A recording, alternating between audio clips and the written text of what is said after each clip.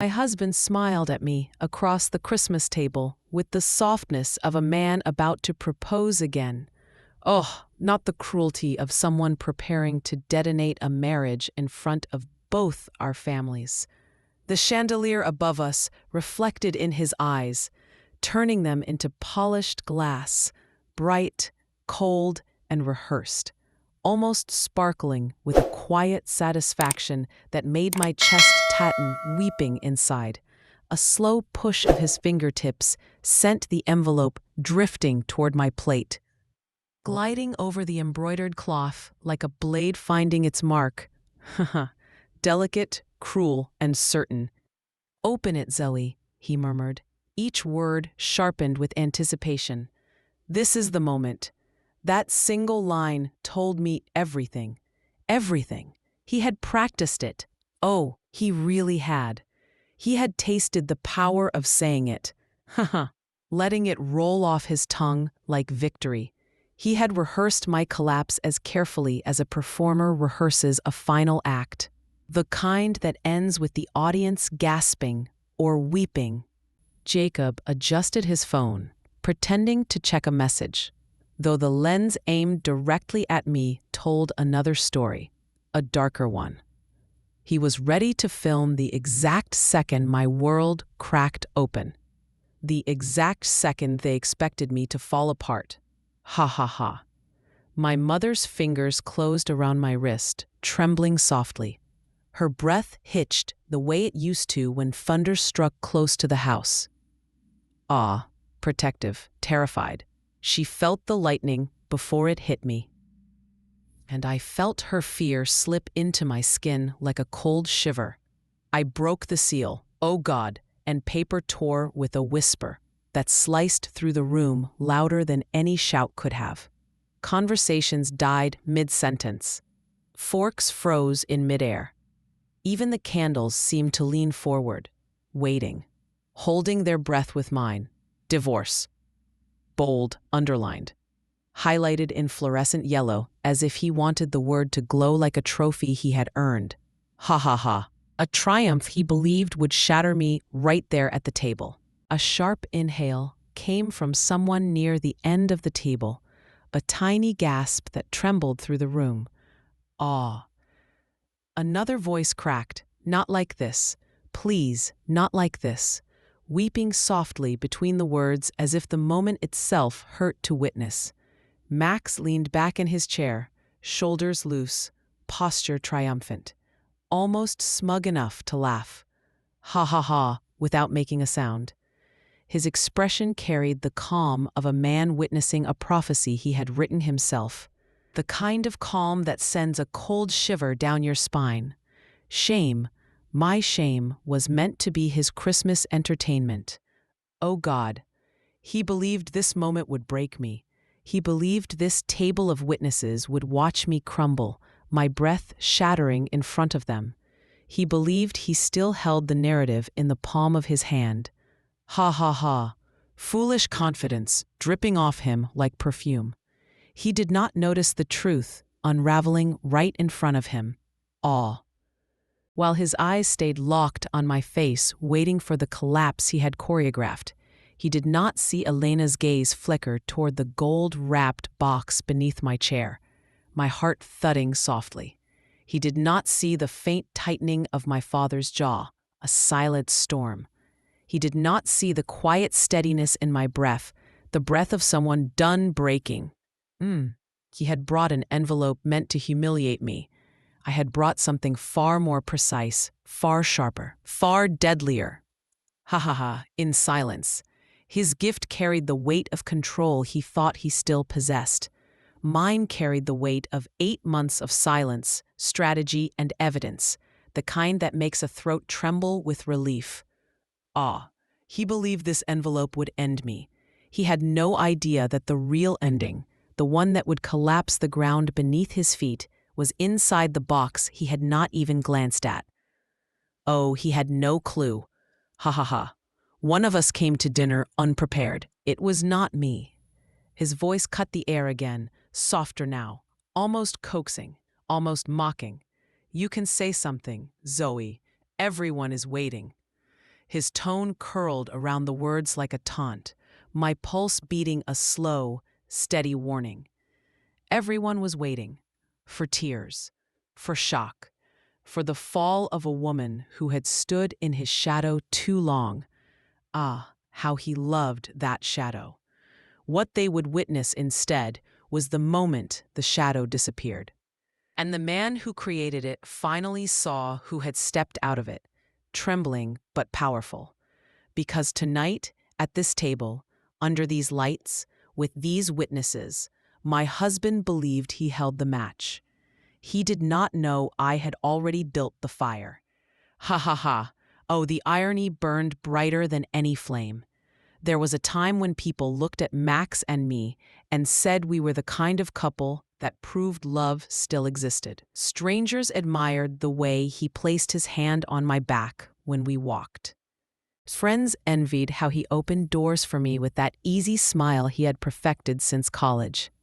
Even my parents once whispered that I had found a man who would protect me from the world.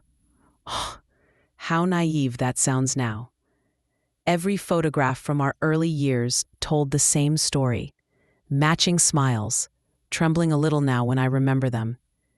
Interlocked fingers, sunlit vacations, two people appearing completely synchronized. Ha ha, what a performance it had been. If anyone had asked me back then, I would have repeated the illusion without hesitation. I believed the surface because I needed to. The alternative required a level of honesty I was not yet ready to face, weeping quietly inside at the truth I refused to see. In the beginning, Max was a master of gentle details. Oh, he remembered the way I took my coffee. He pretended to enjoy the art museums I dragged him through, smiling with that easy charm that made my heart flutter. He laughed at my terrible jokes. He bought flowers for no reason, delivered with that signature half-grin that made everyone around him believe he was incapable of cruelty. Oh, how convincing he was. The world loved him because he knew exactly how to present himself. I loved him because I believed performances were real. Oh, how deeply I believed them. On the outside, we were everything people praised. Inside our home, there was a quiet erosion, subtle enough at first that I excused each crack as stress. Exhaustion or misunderstanding. A soft weeping in the corners of my heart I pretended not to hear. The first shift came in conversations. He stopped asking questions. He stopped listening to answers. He spoke as if he were delivering instructions, not sharing life with a partner. Each sentence landing with a quiet sting. He corrected my opinions gently at first, then sharply, then publicly. A wrong detail in a story, a mismatched memory. A preference he claimed did not make sense. People laughed because he disguised the criticism as humor. Ha ha ha. His charming cruelty so subtle, they never felt it cut. He made the world his audience, and I became the punchline, delivered with charm. Delivered with a tremble in my chest every time. Yet every time he apologized, he did it with flowers or an expensive dinner, as if roses could erase the bruise of words that lingered long after the petals wilted. Ah, how I wanted to believe each apology. There was a night early in our marriage when I asked him why he dismissed my thoughts so easily. He smiled and stroked my hair, soft, patronizing. You are emotional. It is not your fault. Someone has to make the rational decisions. Someone, not both of us. The word echoing in my mind like a slow, painful drip. The imbalance grew like a shadow stretching across a late afternoon floor. Slow enough that daylight still tricked me into believing evening was far away. Oh, I kept hoping the light would return. ... Our friends thought we were the ideal couple. They saw the curated version, ha ha ha, the highlight reel, matching outfits at Christmas, handwritten anniversary cards, weekend trips filled with photographs that looked like happiness, all smiles, no truth. No one saw the quiet distance sharpening between us, No one saw the way his voice cooled whenever I disagreed. A chill that made my stomach drop. No one saw the way he measured every compliment like a resource he resented spending. There were moments when I tried to explain the changes to myself. He is tired. He is stressed. He works too much. This is what marriage looks like. Ah, I whispered these lies to myself like comfort, even as my heart wept quietly. Every excuse acted like a patch on a sinking boat, delaying the moment when I would have to admit the truth. The turning point came during our third Christmas together. He arrived late to the family dinner, smelling of cologne that did not belong to us. He dismissed my question with a laugh, ha ha ha ha, and a soft kiss on my forehead. "Do not start," he said. "This is not the night for drama." Drama. That was the word he used whenever I expressed hurt. That was the word that silenced me more effectively than any shout. That was the night I learned to swallow questions whole, a painful tightening in my throat. The fractures deepened year after year. He controlled the finances under the guise of responsibility. He decided which friends were worth keeping. He dismissed my dreams as hobbies that distracted from real life. People continued praising us from the outside. "You two are perfect together. You are lucky to have a man like him. You must feel so secure with someone so dependable." I smiled through all of it because I did not know how to explain the emptiness behind the walls of a marriage that looked flawless on social media. The loneliness nearly broke me. Inside our home, silence became a routine. Meals became transactions. Affection became currency used sparingly, a cold echo where warmth once lived. Still, whenever I tried to convince myself to confront him, he would do something small and sweet, a handwritten note, trembling hope rising in me. A surprise dinner, my heart whispering maybe. A weekend trip, laughter slipping out of me, ha ha ha, even as doubt lingered beneath it. Each gesture pulled me back into a belief I desperately wanted to hold on to. A belief I clung to with shaking fingers. The world saw a golden couple. I saw a man who slowly polished away pieces of me until I no longer recognized the woman smiling beside him in photographs. A quiet grieving for the person I used to be. There were nights I lay awake in the dark, staring at the ceiling, wondering when love had shifted into obligation. When the warmth had faded into something hollow. But dawn always brought a fresh mask, a fresh lie, a fresh moment where I convinced myself that things would return to the way they were in the beginning. At my own desperate hope. I held on because letting go meant admitting I had ignored the truth for years, weeping softly inside at the weight of that truth. I held on because I believed loyalty meant endurance. I held on because my kindness told me relationships required patience, even if patience required bleeding. Oh, how deeply that hurt. The world believed our marriage was unbreakable. Only I knew how quietly it had crumbled, one silent fracture at a time. But even then, even in the loneliest moments, I never imagined how far the cracks had spread until the night I discovered the first undeniable proof, the first misplaced receipt, the first unfamiliar scent, the first half-truth that unraveled into something far colder, a moment that stole my breath. The discovery did not destroy me in the moment. It awakened me, sharply, violently, beautifully. Because once I saw the truth behind the perfect picture, I could never unsee it again, never forget it, no matter how much I wished I could. And from that moment on, the woman he believed would always stay predictable began learning how to disappear from the version of myself he tried to build. Slipping out of his control without him even noticing. Everything looked perfect on the outside, but inside, something new had begun forming in the quiet. Hollow spaces he left behind. A resolve, trembling but growing. A clarity, sharp enough to sting. A fire, Oh, that fire. Ah, soft at first, then roaring. The kind of fire that could burn down the illusion he spent years constructing.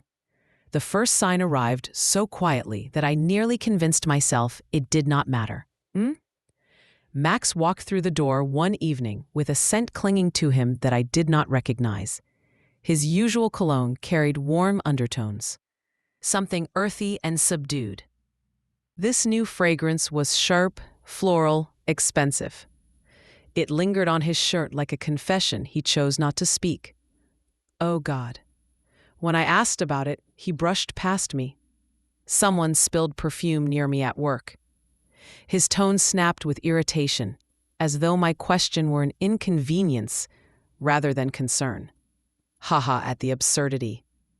He changed his shirt before dinner and tossed the scented one into the hamper with unusual haste. That night I lay awake, my fingers touching the collar of that shirt, wondering why the truth suddenly felt like something he needed to hide from me. Oh, my heart trembling. Days later, another sign appeared in the passenger seat of his car. A single strand of hair, long, light brown, smooth, a texture that did not belong to me. Oh, the sting of that discovery. My hair was dark and curled. The contrast between what I knew and what I found set off something deep inside my chest, a slow breaking ache. When I asked about it, he laughed, too quickly, as if he had rehearsed the sound. Haha, brittle and false. Probably from the dry cleaner. They are careless sometimes. He said it with a dismissive wave of his hand, as if stray hairs routinely teleported into locked vehicles. His certainty forced me into silence, a silence that tasted bitter. Weeks passed, and the pattern became harder to ignore. Max began working late more often, claiming projects, deadlines, colleagues who needed him. He returned home, smelling of unfamiliar soaps. He carried a tension in his shoulders that did not match the stories he told. His eyes darted away from mine too frequently. Ah, each glance a betrayal. The lies were not loud. They were soft, almost affectionate in the way they attempted to disguise themselves, whispering deceit. One evening, I noticed the change in his tone. I came to the table with a suggestion for our weekend plans.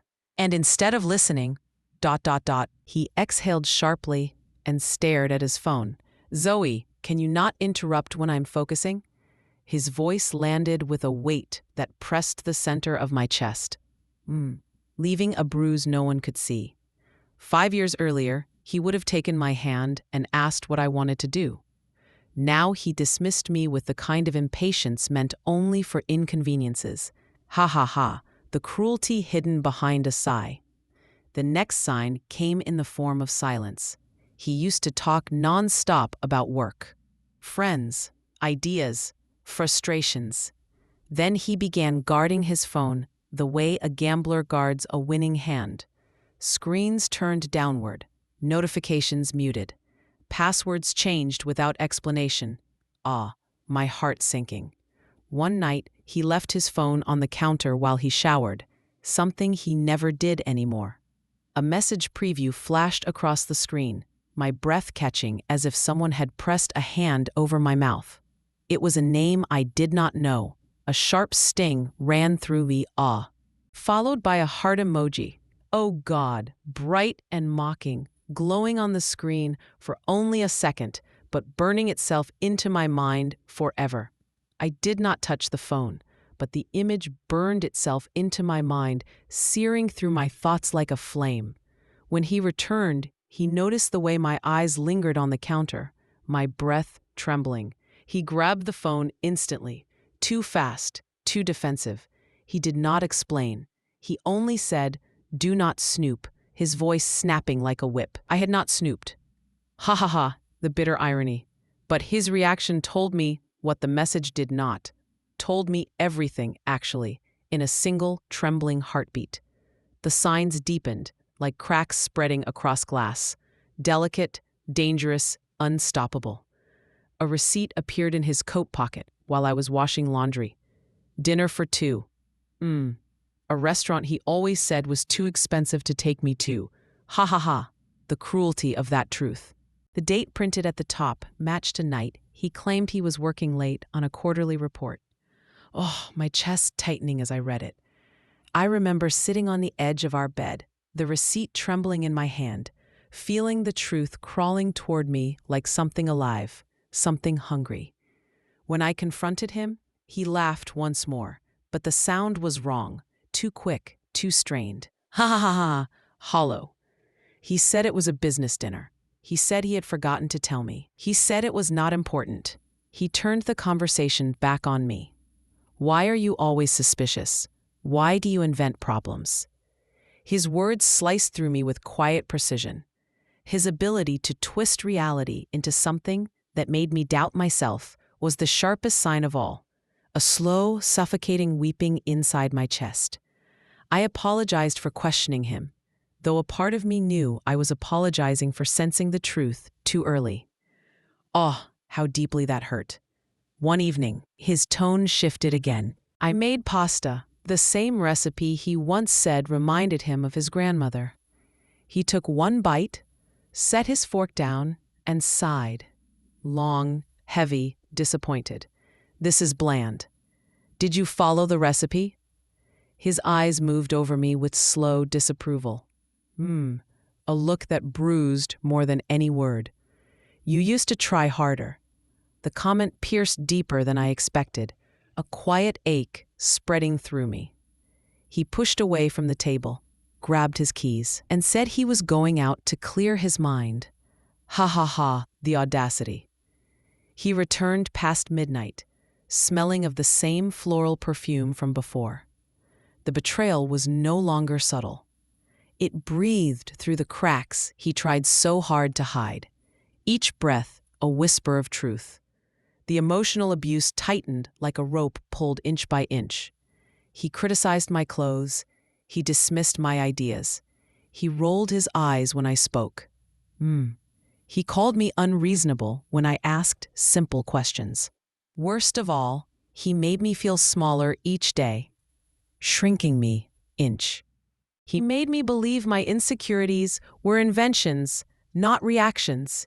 He made me believe every shift in his behavior was my fault. The weight of that manipulation. He mastered the art of shrinking my confidence. He chipped away at my voice, my thoughts, my presence, weeping quietly inside myself. He turned every concern into evidence that I was overreacting. Ha ha, at his twisted skill. But the universe has a way of revealing what people try to bury. One afternoon, I received a call from a friend who had seen Max at a restaurant downtown. Who was he with? I asked. There was a pause, long enough to answer the question without words, a pause that chilled me. She looked young, my friend said carefully, and very comfortable with him. Comfortable. The word tightened something sharp inside my chest. A sharp ache. The final sign came on a Sunday morning when Max stepped out for a supposed gym session. He returned smelling freshly showered, but his gym bag contained none of the clothes he claimed he had worn. Inside the outer pocket, a small jewelry box rested under a folded towel. It held a diamond bracelet. Beautiful, expensive, nothing I had ever seen before. Nothing he had ever bought from me. He said it was a corporate gift for an employee. The lie tasted sour. I asked why it had been hidden in his gym bag under clothing he never wore. He accused me of digging for reasons to fight. That night, while he slept, I stared at the ceiling with a realization spreading across my chest. Slow, painful, undeniable. The betrayal was not a single moment. It was 100 small moments, layered quietly over time, each one adding weight to my breaking heart. It was the scent of unfamiliar perfume, a scent that clung to him like a confession whispered too close. It was a receipt tucked into a pocket. It was a tone sharpened with contempt. Ha ha ha. The cruelty hidden inside it. It was a message I was never meant to see. It was the way he looked at me, as if I were an obligation, not a partner. A look that bruised something deep inside my chest. The truth had surrounded me long before I allowed myself to face it. And once it settled in, I understood something that shifted everything inside me. He had broken the marriage long before those divorce papers ever appeared on the table. But what he never expected was that the woman he was slowly destroying was learning exactly how to rebuild herself in a way that would destroy his illusion of control forever. Ha ha ha, the irony. The moment everything changed did not arrive with shouting or accusations. It came quietly, the way light slips under a closed door. Soft, gentle, devastating. A small, almost invisible shift that turned the entire world a different color. It happened on an ordinary evening when Max returned home late again. The sky outside still held the last traces of sunset when he walked in, smelling of another woman's perfume. That sharp sting again. Carrying the exhaustion of a man invested in a life I no longer belonged to. He moved around me without looking at me, as if I had become part of the furniture. He loosened his tie, set his briefcase down, and scrolled through his phone with the ease of someone whose secrets were now muscle memory. The confidence of it. Something inside me tightened, not with pain, but with clarity. A quiet, cold clarity that felt steadier than anything I have known in years. At first, I thought it was anger, but anger fades. This did not. This was recognition. A low, trembling recognition that made my breath catch softly. Recognition that the version of myself who kept begging for scraps of affection could not survive another year in this cage he had built. The realization struck without drama. He had already left the marriage long before he placed those divorce papers in front of me. He had walked away emotionally months ago, perhaps even years, leaving me to hold the weight of something he no longer valued. A stillness settled over me while he muttered complaints about dinner, about his clients, about how exhausting his schedule had become. The self-pity dripping off every word. His voice felt distant, almost muted, as though I were hearing it through glass. I watched him, not the man he pretended to be, not the husband he had once imitated so well. I watched his patterns, the lies hidden inside his pauses, the guilt disguised as irritation, the fear flickering in his eyes whenever I looked at him for a moment too long. That tiny flinch. For the first time, I understood that he feared not losing me, but losing control over me.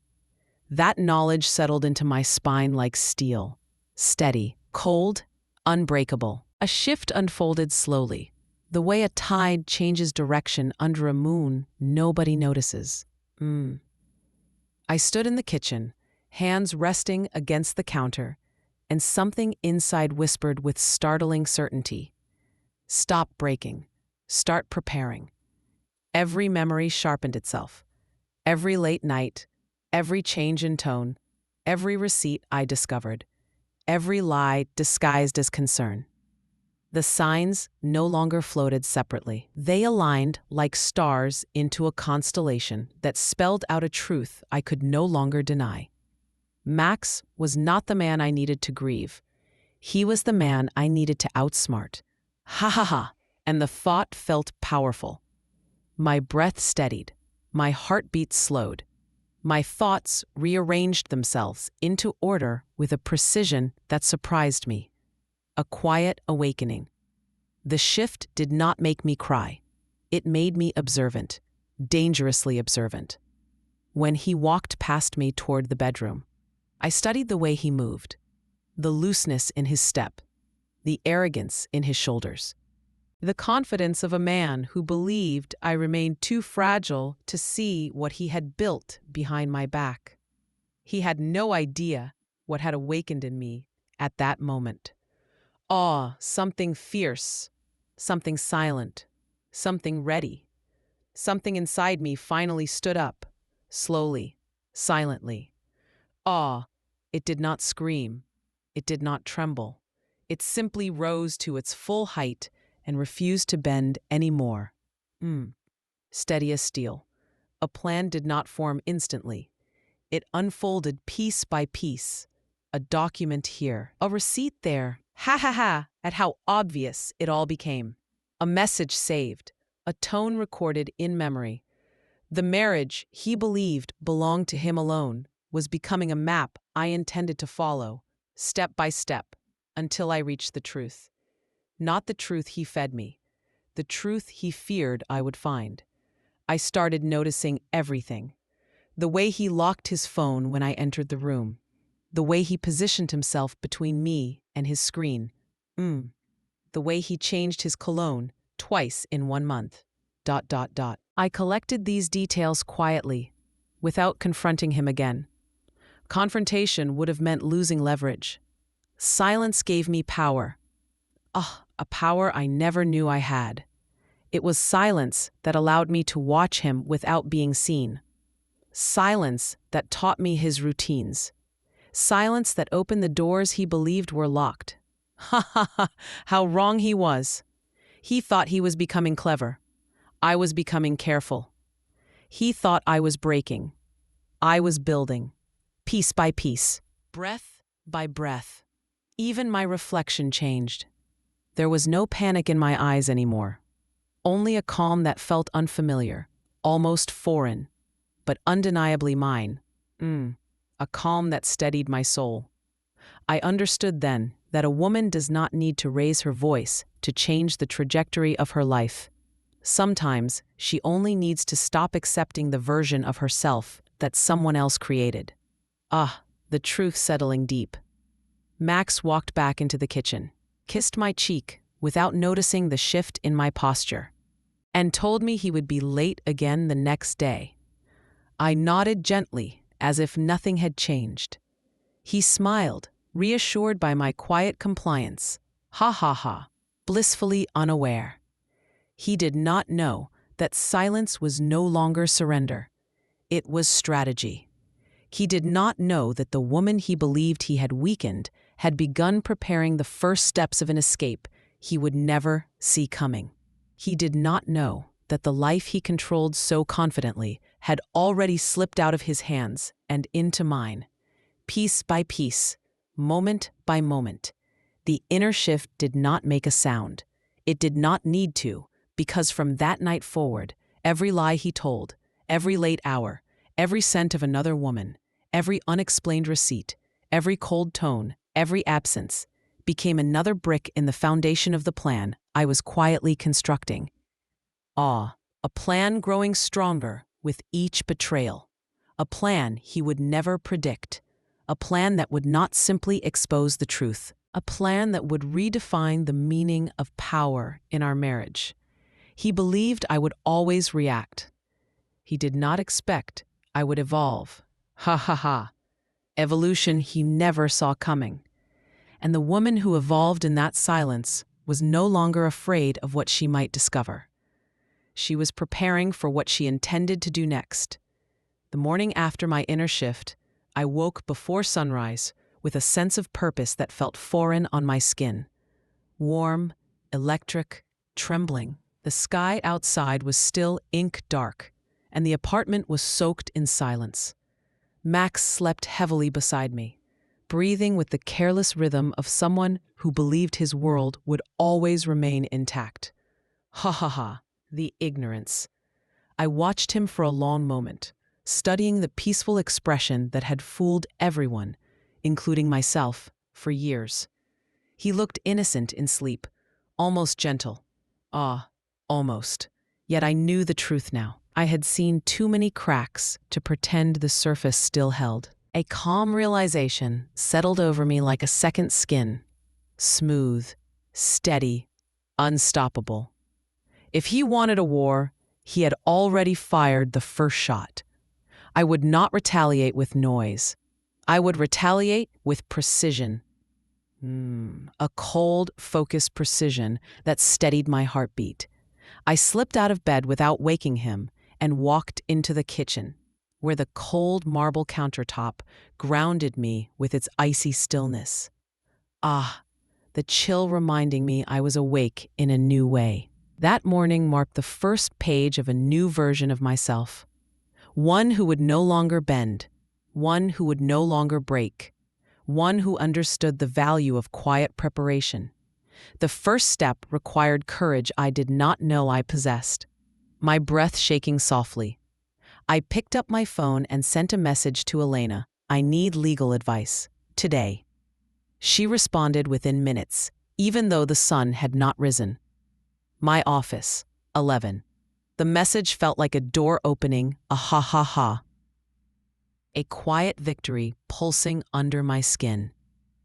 By 10:30, I walked into the law office building with my spine straight and my heart steady. The glass walls, polished floors, and cold metal accents amplified every footstep, each one echoing like a drumbeat, announcing the beginning of something irreversible. Each echo lifting me higher. Elena met me outside her conference room with a softness reserved for people she cared about and a sharpness reserved for people she intended to protect. "You look calm," she said quietly. "I finally am," I replied, my voice steady in a way it had not been in years. We stepped inside, and her senior partner, Richard, joined us with a leather-bound notebook and the expression of a man who could dismantle a life with paperwork and a pen. Haha, exactly the blade I needed. He sat across from me and said, "Tell me everything." I spoke for almost an hour, laying out every sign of betrayal, every shift, every lie, every moment when his cruelty had wrapped itself in charm. Elena listened without interrupting. Richard took notes with such precision that I knew nothing would be overlooked.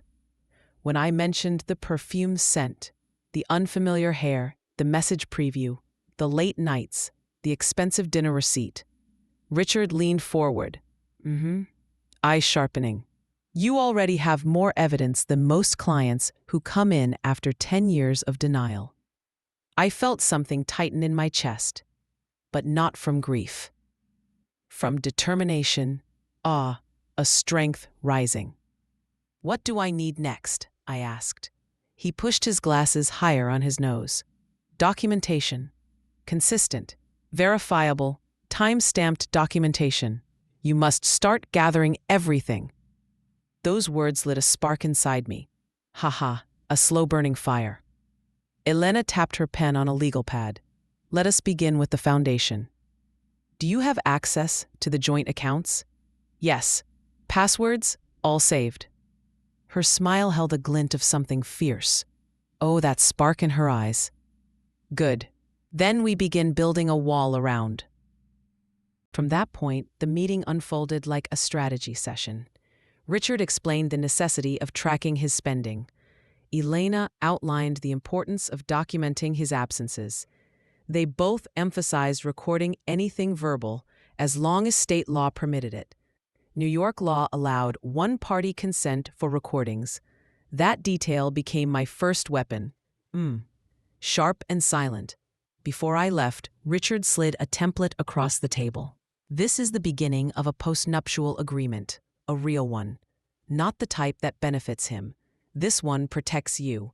It will only work if he signs it voluntarily, so you must wait for the right moment."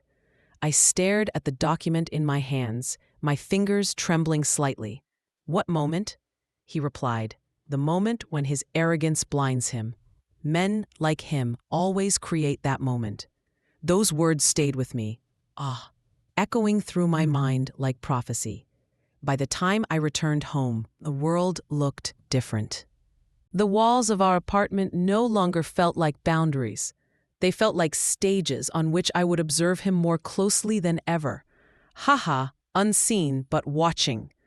The next step began that same evening. Max showered after work, humming off-key while I moved silently through the living room. I located the old tablet he had connected to his phone years ago. He had forgotten it even existed. A quiet breath escaped me when I powered it on. The device synced automatically. A tiny jolt of adrenaline warming my chest. Messages, calendar entries, location logs, photographs, emails. His digital life unfolded before me like an unedited script. Oh, page after page of truth he never meant for me to see. I took screenshots of anything unusual. The list of suspicious entries grew quickly. Late-night messages to unknown numbers. Calendar blocks, labeled meeting, with no details. Ha ha ha, the vagueness say telling. Photographs of unfamiliar dishes at restaurants I had never.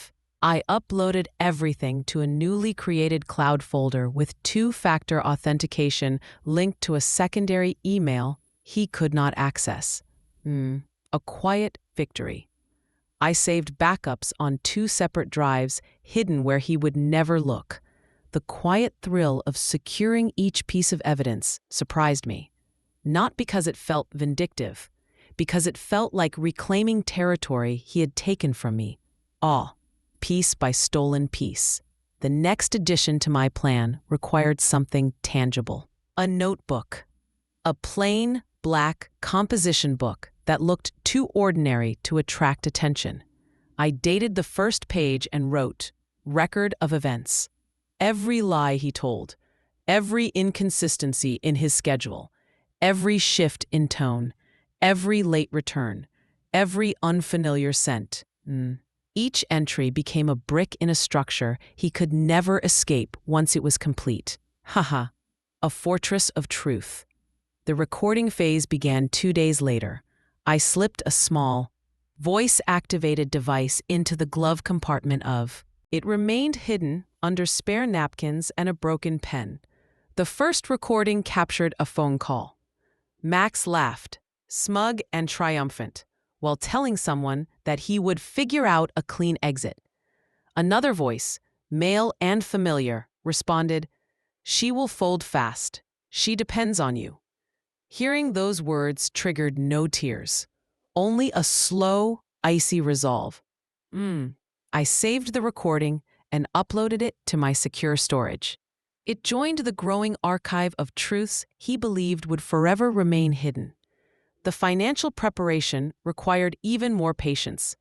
I opened a separate bank account under my maiden name. I linked it to a post office box he did not know existed. I started transferring small, unnoticeable amounts from my freelance editing work. Each transfer a tiny breath of freedom. I knew it would not match his income, but it symbolized independence he had never wanted me to have. Elena later advised me to obtain a safety deposit box. "Some documents are too important to keep anywhere he can access," she said.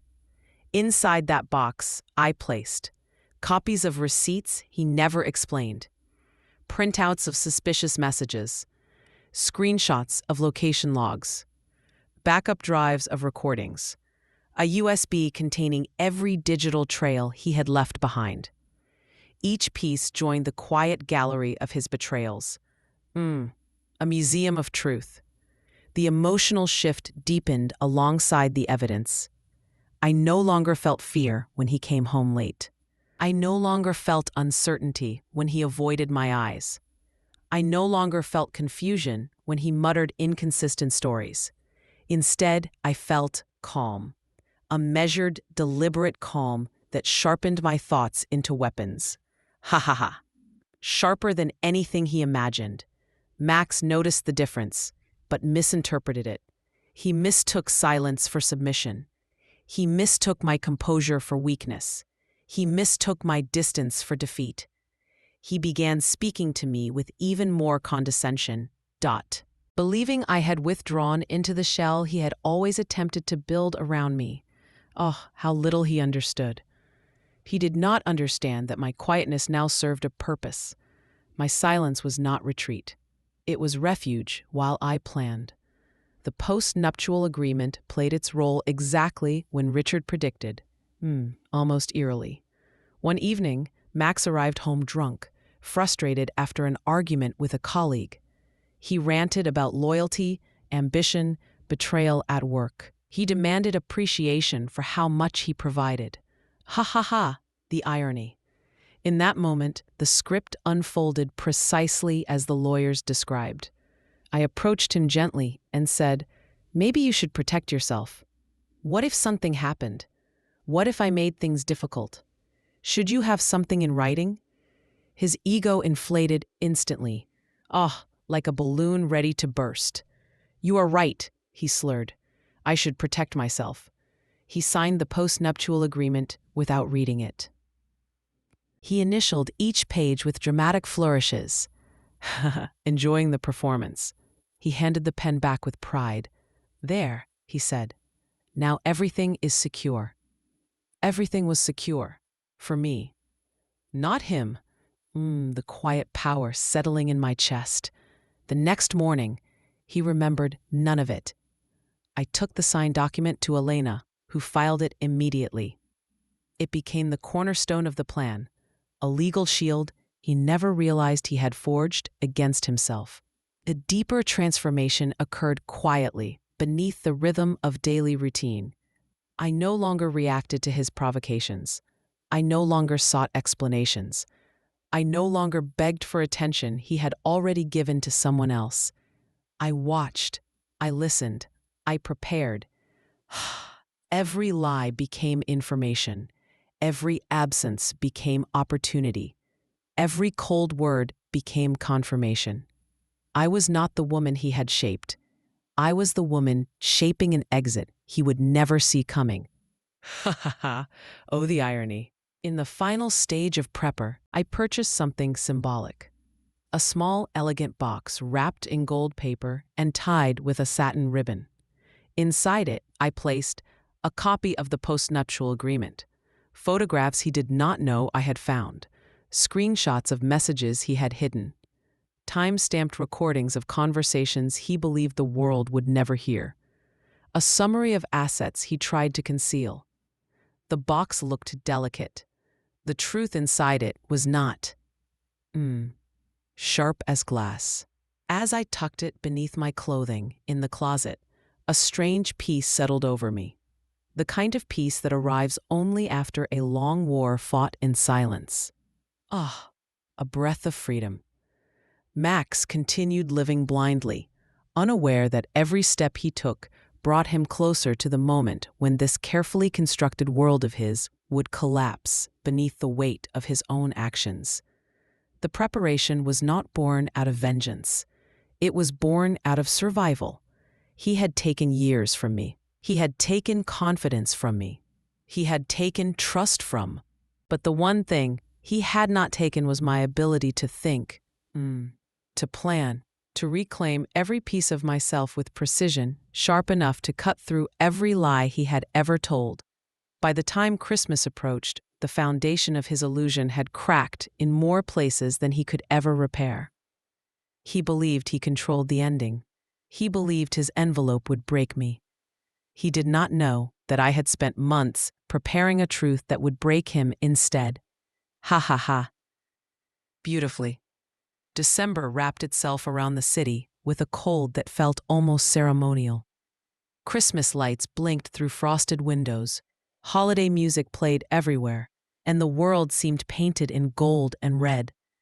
Yet beneath the glow, something darker pulsed, something only I seemed to sense. Like a warning under my skin. Max, however, walked through the season with the confidence of a man who believed he controlled every outcome. That confidence became sharper as Christmas approached, as if he were rehearsing a secret performance meant to cement his superiority. I watched him closely, noting each line of preparation he believed I could not see. The invitations for the dinner went out earlier than usual. My family, his family, friends, colleagues he wanted as witnesses. He insisted on hosting the dinner at our apartment this year. It should be a memorable night, he said while scrolling through centerpiece options. A perfect evening. The word perfect carried an edge I did not miss. He ordered an expensive catering service, although I knew he preferred to brag about my cooking during social gatherings. He selected the seating arrangement himself, placing me at the center of the table, with him positioned at the head. It created a clear line of sight from every direction toward me. He wanted an audience. I wanted him to believe he had one. Ha ha ha! 2 nights before Christmas, he came home wearing that same unfamiliar floral perfume.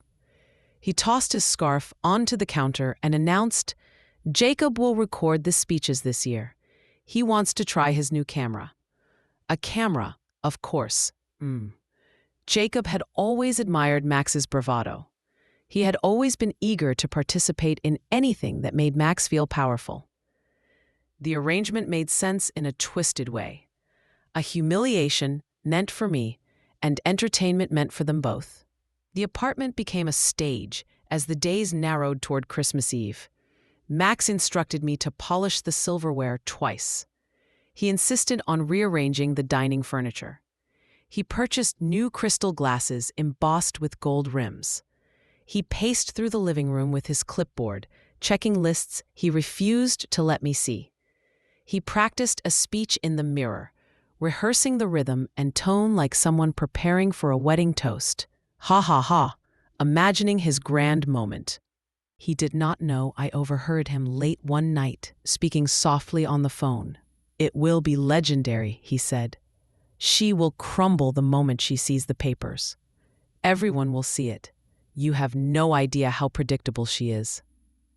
The words sharpened something inside me, not with pain but with certainty. A cold certainty that almost made me laugh. Ha ha ha. He believed he was invincible. He believed I was fragile. The arrogance.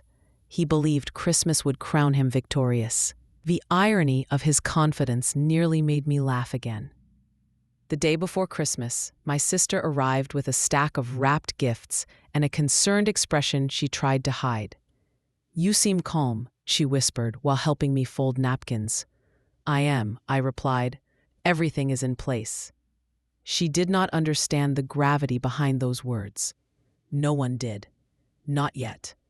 Max entered the room then, adjusting his new navy sweater and smirking at the neatly arranged dining table. "This will be a night to remember," he said.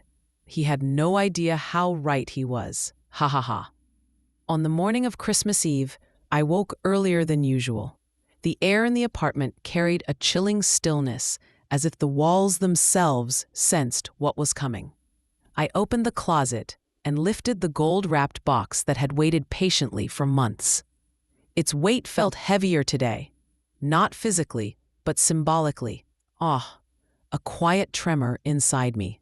This box held everything he feared. This box held everything he believed I would never have the courage to face. This box held everything that would destroy the performance he planned.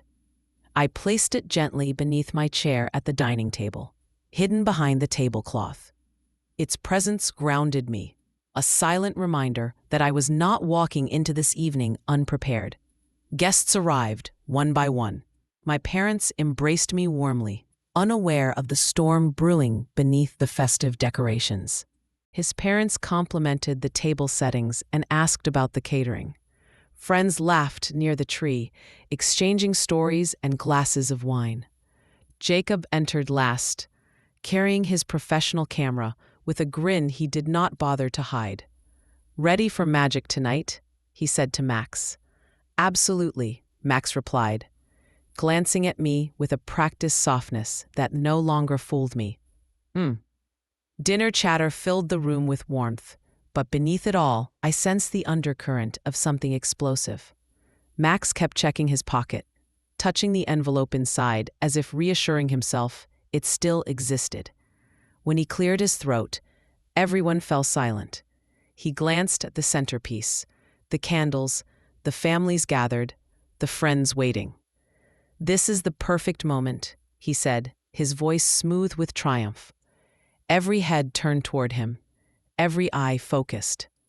And in that breath, before he reached for the envelope, I noticed something remarkable. He truly believed this was the climax of 2. He truly believed he controlled every outcome. Ha ha ha. He truly believed I was about to break in front of everyone. He had no idea that while he prepared to end my life as he knew it, I had prepared to end the fantasy he lived in.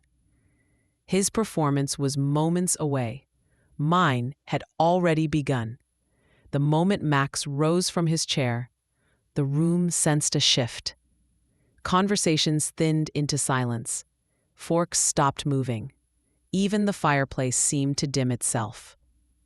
Its crackling softening into anticipation. Ah. He reached into the inner pocket of his jacket with the confidence of a man unveiling a masterpiece.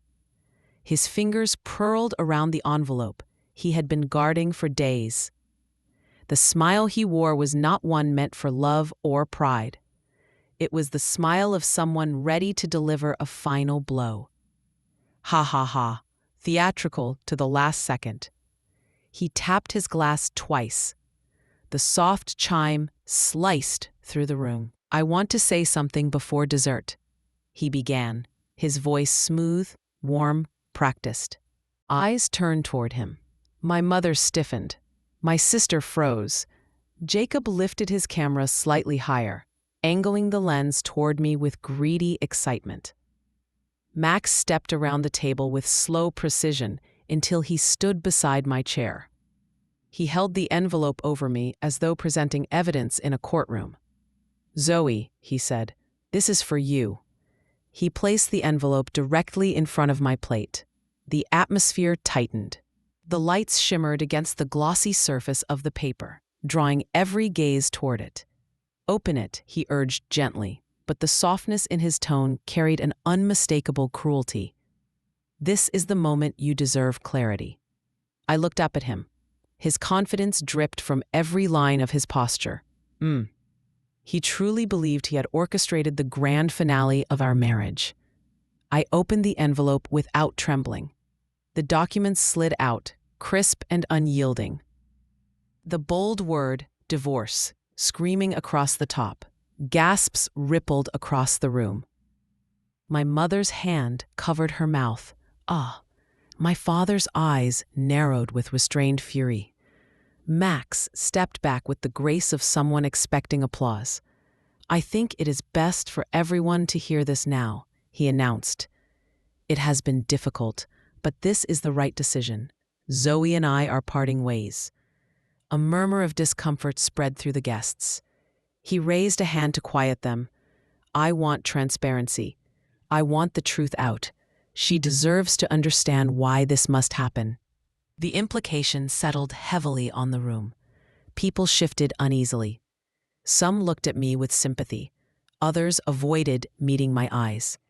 Max looked at me again, waiting for my collapse, for tears, for panic, for the predictable breakdown he had rehearsed. Ha ha ha. I signed the bottom of the page calmly. Ink flowed across the paper with razor-sharp clarity. A calm smile touched the corner of my lips. Steady. Jacob frowned at the camera screen, confused. Max blinked, as if he had misread. He stepped closer, lowering his voice. "You signed quickly." "Yes," I replied. "You asked for clarity. I gave it." A crack flickered across his confidence. Confusion slipped through the cracks in his mask. That tiny, delicious moment. Ha ha ha. Before he could recover, I reached under my chair and lifted the gold-wrapped box. The ribbon shimmered beneath the chandelier, like a warning no one had recognized until this moment. Wah, glowing with finality. "I brought something for you as well," I said, placing the box in front of him. Whispers scattered across the table. His mother leaned forward. Elena rested her hands calmly in her lap, waiting. Jacob zoomed in, sensing a twist he had not expected. Ha ha ha, not this twist. Max gave a short, uneasy laugh. "You did not need to bring anything, Zoe." "I insist," I replied softly. "Open it." His fingers hesitated, for the first time that night. He pulled the ribbon slowly, unraveling the bow. The lid lifted. The color drained from his face. Watching him pale was almost poetic. Inside the box lay the notarized postnuptial agreement, the one he had signed while drunk, the one giving me 70% of our assets in the event of infidelity. A hush fell so deep, the ticking of the dining room clock became audible. "What is this?" he whispered. "Your handwriting? Your signature? Your terms?" He flipped through the pages, hands shaking violently, his breath catching, trembling. "This is not valid. I did not agree to it. You wrote it," Elena cut in. "You signed every page. New York law upholds voluntarily signed contracts, even signed while intoxicated." His head snapped toward her. "You were involved?" "I advised her," she said plainly. "You provided the rest." His jaw clenched. Fury rising but helpless. "That does not matter. I filed for divorce first." "That is where you are mistaken," I replied. I reached into the box again and pulled out a second document. "My divorce petition," I announced, placing it gently on the table. "Filed 3 days before yours, legally recorded. Your petition holds no authority." His knees buckled, and he gripped the back of the chair to steady himself. Watching him falter. "What do you mean you filed first?" "It means," I said, "that the postnuptial terms apply to my case, not yours." Gasps rippled like a shockwave through the room. His father muttered under his breath. His mother covered her face with trembling hands. Max staggered backward. "You cannot do this to me." "You did this to yourself," I answered. Ha ha ha, truth landing sharp. I reached into the box once more. The next items were printed message threads, photographs, receipts, location logs, screenshots, all time-stamped, all authenticated, all undeniable. The final item was a USB in a velvet pouch. I set it beside his plate. "What is that?" he asked, voice strained, cracking, trembling. "A recording," I said. "The conversation where you told Jacob I would crumble. Where you said women are predictable. Where you discussed humiliating me publicly tonight." Jacob dropped his phone. It clattered onto the floor and rolled under the table. His face turned white, shattered. Max looked around the room, searching for someone to defend him. No one moved, not even his parents. His confidence dissolved into something fragile and trembling. "Zoe," he whispered desperately, "we can talk about this privately." I lifted my chin. "You wanted transparency. You wanted an audience. You wanted my reaction in front of everyone." His lips parted, but no words followed. I continued, "You invited all these witnesses to see me break. Instead, they are watching you fall apart." The silence that followed pressed into him harder than any shout could have. Crushing. His mask cracked completely. The arrogance, the certainty, the power. It drained from his posture until he stood hollow, exposed, and terrified. My father finally spoke, his voice low and cutting. "You should leave." Max opened his mouth, then closed it again. He looked at Jacob, then at his parents, then back at me. Every direction offered the same verdict. He had lost. When he finally stepped away from the table, his footsteps were unsteady, his breath uneven, almost weeping, broken, his world already collapsing in the eyes of every witness he invited. He had walked into this dinner believing he held the final say. He walked out realizing he had never held control at all. The gold box sat open on the table, every piece of evidence displayed like ornaments of truth. Shining, undeniable. The audience he assembled for my humiliation remained seated, stunned, watching the man they once admired unravel in real time. And as the door closed behind him, I felt the weight of years lift from my shoulders. A trembling exhale of freedom. Not with triumph, but with freedom so profound it left the room brighter than it had ever been. A lightness I had not felt in years. He planned to end me that night. He never imagined he would witness his own downfall instead. The perfect irony. The door had barely closed behind Max when the room erupted into a silence heavier than any sound. No one moved. No one breathed. It felt as if every person present was suspended in the shock of witnessing a man unravel so completely in a single moment. My mother was the first to react. Her chair scraped softly as she stood and wrapped her arms around me. Her hands trembled against my back, not from fear, but from a surge of fierce relief. "You did not deserve any of that," she whispered, voice tight with emotion. Not a single second. My father remained seated for a long moment, his jaw set, his gaze fixed on the door through which Max had vanished. The tension in his shoulders softened, only when he exhaled slowly. "For years, I wanted to believe he valued you," he murmured. "Now I see everything he hid behind that polished smile." Across the table, Max's mother covered her face with both hands. Her shoulders shook, and her husband placed a steadying arm around her. Shame etched itself into every line of their expressions. They had adored their son, but tonight forced them to confront a version of him they could no longer deny. She finally looked at me, eyes glossy with heartbreak. "Aw, I am so sorry," she whispered. "I did not know he was capable of such cruelty." "It is not your fault," I answered gently. "He chose this path." Jacob remained frozen in his chair, staring at the velvet pouch on the table as if it might burst into flames. His skin had gone pale. His lips parted, but unable to form words. He reached for his camera with shaking hands, then stopped halfway, realizing that touching it might incriminate him further. Haha, the panic. Elena leaned back, arms crossed, her expression calm and controlled.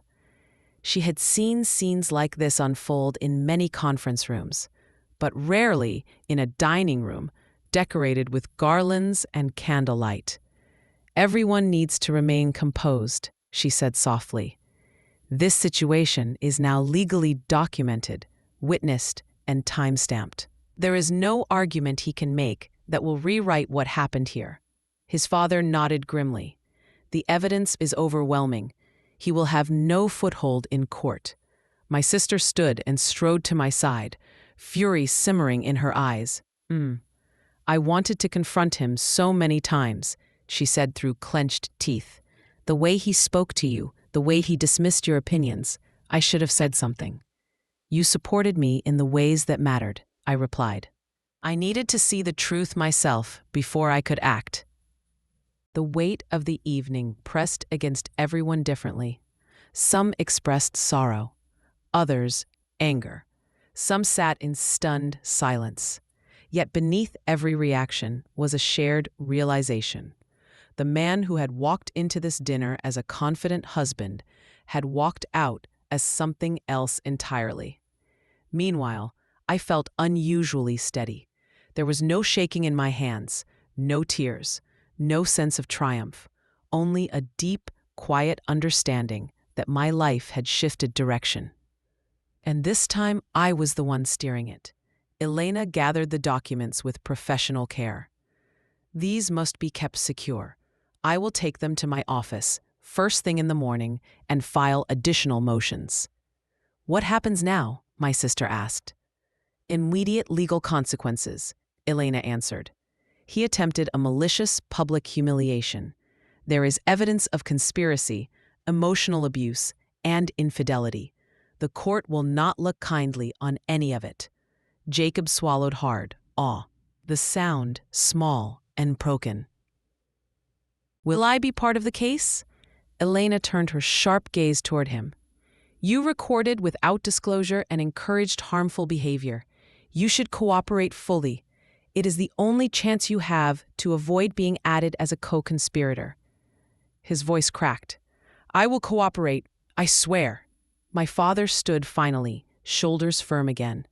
Let us put this evening back in your hands, he said gently. He tried to destroy you in front of your family. Instead, your family is standing with you. My mother moved to the kitchen to clear the untouched dessert plates, her movements brisk with determination. The room shifted from shock into something warmer, something protective. It felt strange at first, accepting comfort after months of surviving in silence. But I allowed it.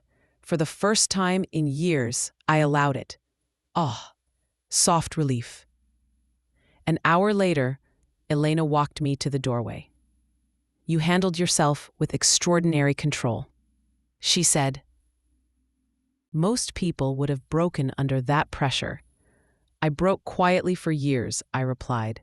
Tonight I refuse to break again. She placed a hand lightly on my shoulder. Expect calls from his lawyer tomorrow. He will panic once the reality settles in. Desperation makes people dangerous, but it also makes them sloppy. Stay with family. Do not answer him directly. Everything goes through legal channels now. I nodded, accepting the wisdom behind every word. I am ready for the next step. Good, she said, because he is not. When the guests finally left, the apartment felt strangely hollow. The decorations glowed softly. The candles flickered. The gold box remained open on the table, like a silent witness to the collapse of a man who believed he was untouchable. For a moment, I stood completely still, absorbing the gravity of what had unfolded. Not sorrow, not victory, something between the two. Something honest, something free.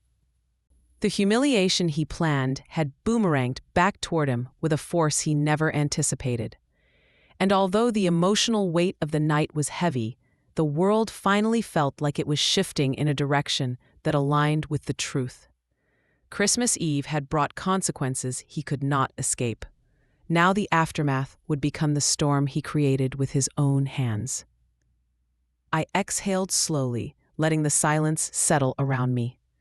The war he started was over. The life I was about to build was just beginning, await a trembling breath of hope. Spring arrived quietly, slipping into the city with soft winds and pale sunlight that settled across my apartment like a blessing.